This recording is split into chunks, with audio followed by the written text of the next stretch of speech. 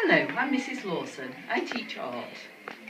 What kind of job do you have? Oh, well, I teach art here, so it's like the best job on the planet. How do you use math in your job? Not very often. Sometimes when I teach, I will ask people to kind of guess sort of different distances or areas so that they can draw more easily. What types of math do you use in your job? Not so much. Maybe some fractions. I know you're studying fractions. So when I teach, say I want you to draw a dragon, I'll get you to guess, sort of distances. That's about it, I think. Yeah.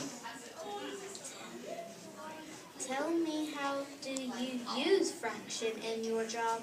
Do you use them? I do a little bit. So I might say, if you're drawing this dragon, I will say, make a little mark a third of the way down the page. So a third of the way down the page would be there. Then you can sort of make a start, and that's the way I would use fractions in my job. Do you use them every day? Probably not, no. Do you connect them to money? I guess in that I get paid by the hour in the classroom, and I break it up into quarters.